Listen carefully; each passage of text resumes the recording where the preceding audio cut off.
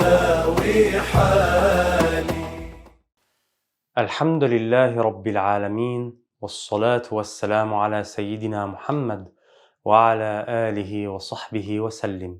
La louange est à Allah, le Seigneur des mondes, et je lui demande d'élever le degré, le grade et l'honneur de notre maître Muhammad alayhi salatu wassalam, et de protéger sa nation de ce qu'il craint pour elle. Je fais un rappel d'avoir la sincère intention en écoutant cette leçon de religion.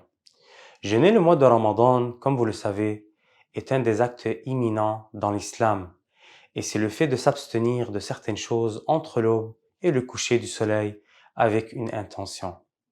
Mais alors, qui doit jeûner le mois de Ramadan? C'est obligatoire de jeûner le mois de Ramadan pour tout musulman responsable, donc pubère, saint d'esprit et à qui est parvenu l'appel à l'islam, et aussi qui peut supporter de jeûner. Donc on comprend que la personne qui est malade ou trop âgée, qui ne peut pas supporter de jeûner, n'a pas cette obligation.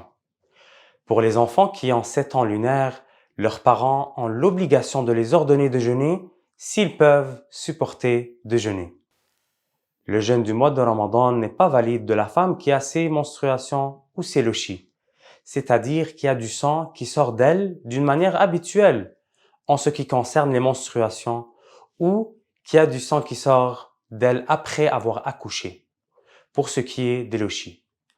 Ainsi, la femme qui n'est pas dans un état de purification ne peut pas jeûner, et même que son jeûne ne sera pas valide. Et tous les deux, c'est-à-dire la femme qui a eu ses menstruations ou ses lochis, ont l'obligation de rattraper les journées manquées, c'est-à-dire les journées qu'elle n'a pas jeûnées. Qui a une excuse pour ne pas jeûner alors? Il y a d'abord le voyageur qui a parcouru une grande distance. D'habitude, on parle d'une distance qui permet au voyageur de raccourcir sa prière. Ainsi, même s'il n'a pas de difficulté à jeûner, il a la permission de ne pas jeûner, tant et aussi longtemps qu'il quitte le lieu où il habite et débute son voyage avant l'aube. Donc s'il voulait voyager un samedi par exemple, mais il voyage le samedi après-midi, il doit jeûner cette journée-là. Aussi, la personne malade, la femme qui est enceinte ou la femme qui allaite, elles ont une excuse pour ne pas jeûner si cela porte une difficulté non supportable, et elles doivent rattraper les journées manquées. Par contre, la personne qui ne jeûne pas pour une maladie pour laquelle on n'espère pas un rétablissement, ou car elle est très âgée, alors il n'y a pas de rattrapage obligatoire, mais il lui faudra payer une expiation pour chaque journée manquée. Pour le jeûne, il y a 2 piliers. Le premier, c'est de faire l'intention de jeûner pour chaque jour du mois de Ramadan. Donc chaque soir, après le coucher du soleil, tu dis dans ton cœur par exemple, j'ai l'intention de jeûner la journée de demain du mois de Ramadan par recherche de l'agrément de Allah. Certains savants ont dit que l'on peut faire une intention pour tout le mois complet de Ramadan, avec certaines conditions.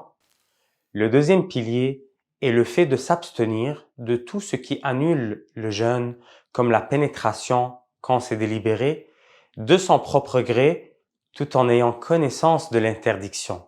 C'est-à-dire quand la personne choisit de le faire et sait qu'elle est en train de le faire.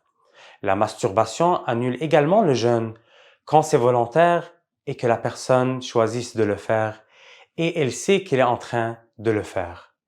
La masturbation est le fait de faire sortir le sperme avec sa main ou celle de l'épouse par exemple. Se faire vomir aussi va annuler le jeûne du mois de Ramadan. Et c'est le fait d'insérer par exemple son doigt pour se faire vomir tout en se rappelant qu'il jeûne et qu'il le fait volontairement. Et que le vomi atteigne la gorge où la lettre Ha est prononcée, même s'il n'avale pas son vomi. L'apostasie aussi, qui est le fait de sortir de l'islam à cause d'une parole, d'un geste ou d'une croyance de mécréance, annule aussi le jeûne du mois de Ramadan. Lorsque la personne jeûne, elle doit aussi s'empêcher d'avaler ou de laisser rentrer quelque chose par un orifice ouvert de son corps, comme la bouche et le nez. et que cela dépasse la sortie de la lettre Ha, ou encore comme les deux orifices inférieurs. Et il n'est pas obligé que ce qui rentre soit en petite ou en grande quantité, ou encore qu'il s'agisse de quelque chose qui se consomme habituellement ou non. Donc, ça pourrait être un grain de sésame ou une assiette encore pleine de nourriture, ou encore un caillou qui ne se mange pas d'habitude. Tous vont annuler le jeûne s'ils sont consommés ou introduits dans le corps.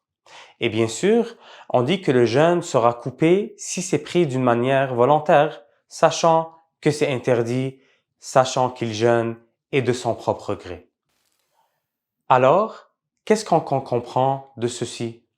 Que si la personne oublie qu'elle jeûne et qu'elle mange ou boit, son jeûne est toujours valide, même si elle mange ou boit une grande quantité.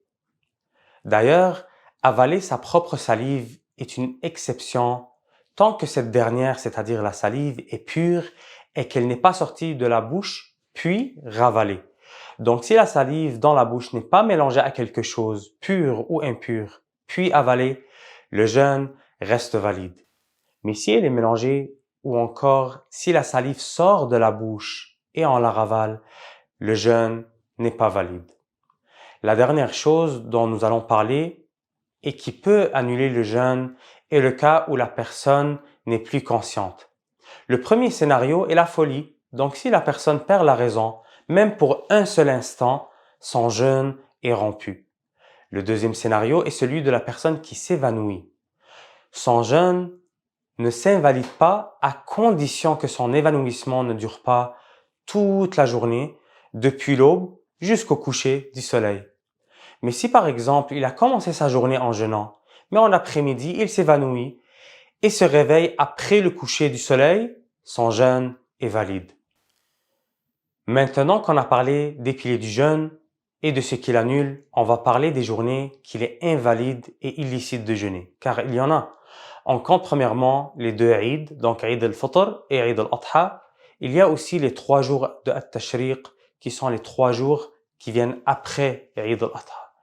Il est aussi interdit de jeûner la dernière moitié du mois de Sha'ban, sauf si le jeûne est relié à ce qui est avant, ou encore car il y a du rattrapage qui est fait, ou un vœu de jeûner, ou encore il a l'habitude de jeûner certains jours comme le lundi et le jeudi.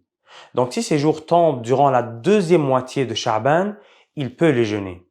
Il est aussi illicite et interdit de jeûner la journée de Ashak, la journée du doute, qui est la journée du 30 de Sha'ban, et le jeûne n'a pas été confirmé. Et les enfants et les grands pécheurs discutent de la vision du croissant de lune. Je demande à Allah de nous accorder la bonne compréhension et la mort en étant musulmans et d'être réunis au paradis. Wallahu ta'ala a'lam wa ahkam.